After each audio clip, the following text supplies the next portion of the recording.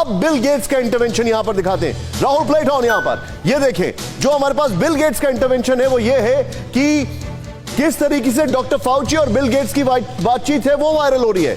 अब देखिए March April में ही अमेरिका ने as far as I remember शायद जून जुलाई में अपना ऑर्डर पहला प्लेस किया है, लेकिन मार्च अप्रैल में बातचीत चल रही है। द वॉशिंगटन पोस्ट ने डॉक्टर फाउची और बिल गेट्स की बातचीत, जो बीच हुई बातचीत, वो भी सार्वजनिक की है। जरा प्ले करें इसको। यहां पर बड़ा इंटरेस्टिंग पार्ट ये है, प्ले करें। कोरोना के शुरुआती दिनों यानी 1 अप्रैल 2020 को डॉक्टर फाउची बिल गेट्स के बीच बातचीत हुई थी। नेक्स्ट, पूरा ओवरऑल वॉल दिखा रहा हूं। टेलीफोन पर हुई बातचीत में डॉक्टर फाउची ने बिल गेट्स और मिलिंडा गेट्स फाउंडेशन को कोरोना वैक्सीन बनाने के लिए कहा था।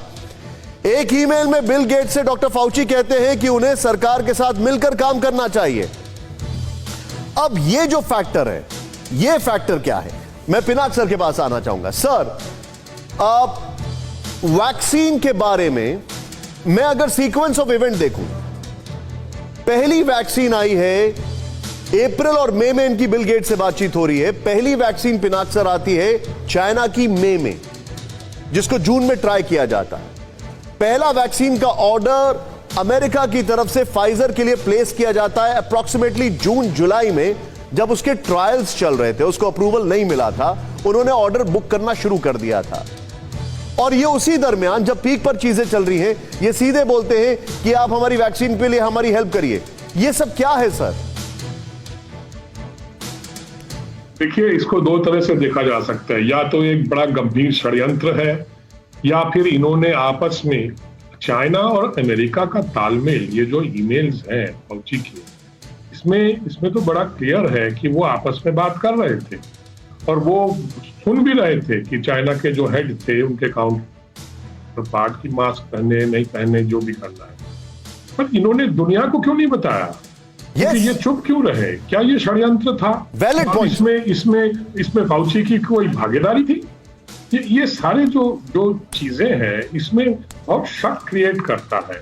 चाइना का तो षड्यंत्र थोड़ा सा रुकूंगा और मैं आप ही से एक सवाल पूछते हुए अपने दर्शकों को एक इंफॉर्मेशन दूंगा।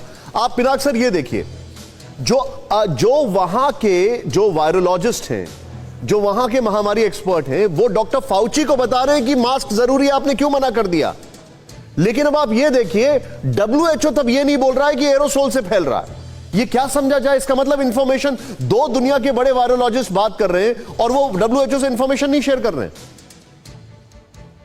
देखिए, दो चीजें हैं इसमें। एक तो इसमें जाहिर हो जाता है को मालूम था कि इसको कैसे इसको टैकल किया जाए, पर उन्होंने दुनिया को नहीं बताया, फाउची को बाद में बताया। और दूसरी चीज ये है कि ये लीक कहां से हुआ, तो उनको मालूम था कि लीक कहां से हुआ है। चाइना को सब मालूम था और वो चुपचाप रहे, क्योंकि वो अपने आप को एक्सपोज नहीं करना चाहते थे कि वहां ओरिजिन वुहान से है। तो ये सारा जो है षड्यंत्र है, या डिसइंफॉर्मेशन है, या मिस इन्फॉर्मेशन है, और उनको पता था, इसीलिए उन्होंने वैक्सीन पे काम शुरू कर दिया पहले, बाकी दुनिया को नहीं बताया, और WHO को वो दूसरी तरह का इंफॉर्मेशन देते रहे।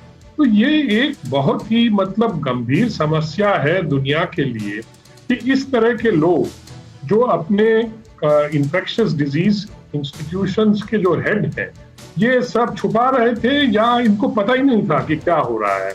मुझे तो लगता है कि इसमें एक मिश्रण है, कुछ तो इनको पता नहीं था कि क्या चीज है ये, क्योंकि अब तो लगता है कि ये ह्यूमन इंजीनियर्ड वायरस है, ये नेचुरल वायरस भी नहीं है। एब्सोल्युटली, ये भी अब लग रहा है। इसीलिए प्रेसिडेंट बाइडेन ने तो पिनाक सर, मैं थोड़ा सा आगे बढ़ूंगा और आपसे और सवाल भी पूछूंगा। मैं थोड़ा और आगे बढ़ूंगा और सवाल भी पूछूंगा। अपने दर्शकों को बता दूं कि 4:20 पर इस 400 BC के कई सबूत हम आपको दिखाने वाले हैं। 4:20 पर इस 400 BC के कई सबूत दिखा रहे हैं। लेकिन पूर्णिमा जी, बिल गेट्स से बातचीत, मतलब तैयारी थी क्या वैक्सीन की बहुत पहले से? मतलब पता था, एवरीथिंग वाज रेडी? जी, बिल गेट्स की इनकी बात हर 2 हफ्ते में हो रहे थे। एंड हमें ये भी पता होना चाहिए कि जो बिल गेट्स है, इनकी टेंटेकल्स हर जगह में फैला हुआ है। फर्स्ट ऑफ ऑल हू को उन्होंने $4.3 बिलियन दिया है। सिर्फ हू नहीं, लेकिन ऑक्सफोर्ड यूनिवर्सिटी, से लेकर NIH, इवन डॉक्टर फॉची, एवरीबडी, सबको पैसा मिला है।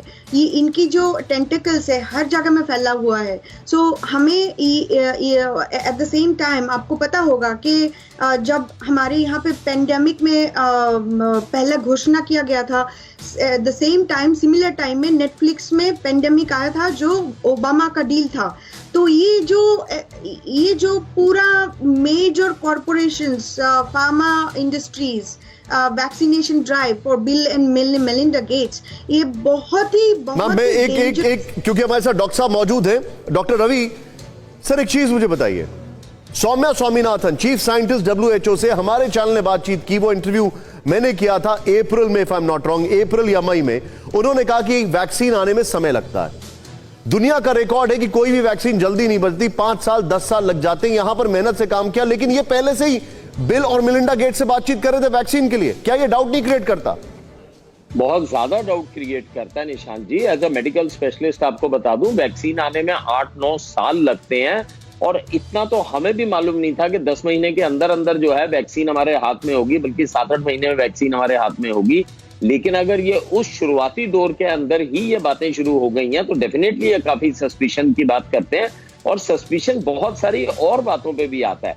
ये जो मेलबाजी भी हुई है, पारदर्शिता क्यों नहीं है? ये कोई प्राइवेट वो थोड़ी ना हो रहा है। पूरा विश्व तो हाहाकार से वहां पे मृत्यु हो रही है, और यहाँ पर ये प्राइवेटली मेलबाजी क्यों कर रहे हैं? ये बहुत एक बड़ी चीज है, और ये एक पब्लिक ऑफिस वाले को अपना दायित्व भी समझना चाहिए कि जो भी चीज है, सबसे बड़ी चीज है जो भी इन्होंने मेल के ऊपर किया है, क्या ये सारी बातें उन्होंने पब्लिक डोमेन में भी कही है या फर्क है?